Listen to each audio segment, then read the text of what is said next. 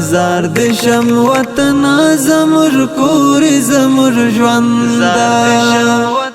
د عوایدو لوی ریاست د تیرې میاشتې مهمې کړنې او لاسته راوړنې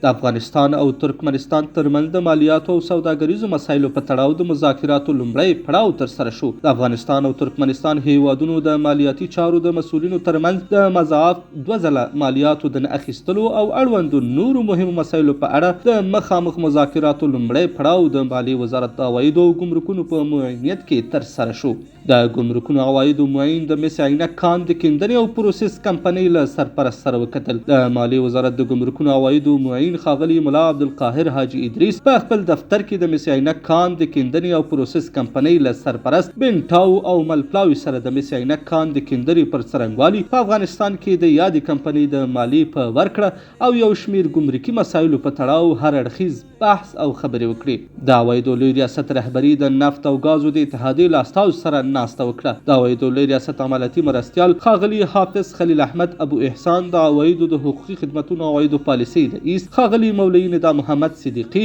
او د دغه ریاست د مالیاتي معافیتونو عامر ښاغلي روزي محمد نیکمل د نفت او غازو اتحادیې له استازو سره د دوی د ستونزو او وړاندیزونو په تړاو ناسته ترسره کړه. د عوایدو لوی ریاست د سرای شهزاده د صرافانو لپاره د اظهارنامې په برخه کې روزنیز پروګرام پر لار واچو. په دغه روزنیز پروګرام کې 250 تنو ته د اظهارنامې په برخه کې روزنه ورکول شوه. د عوایدو لوی ریاست اړوند د تحقیق پلان او نظارت ریاست د ولایتونو له مستوفي صاحبانو سره آنلاین ناسته ترسره کړه. دغه ناسته چې د عوایدو لوی ریاست حمایوي مرستیال ښاغلي مولوي حافظ شاه حسین حسیني په مشرۍ ترسره شوه. پکې له یوې سرچینې څخه بلې سرچینې ته د عوایدو د لیږد او له RMIS سیستم څخه د عوایدو د قطعي پرنټ څرنګوالي په اړه بحث او خبرې وشوې.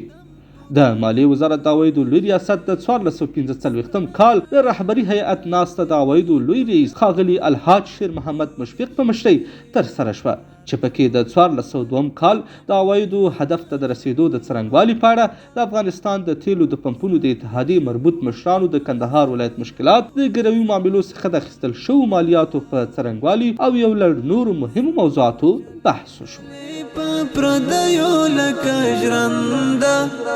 زار دشم وطن زمر کور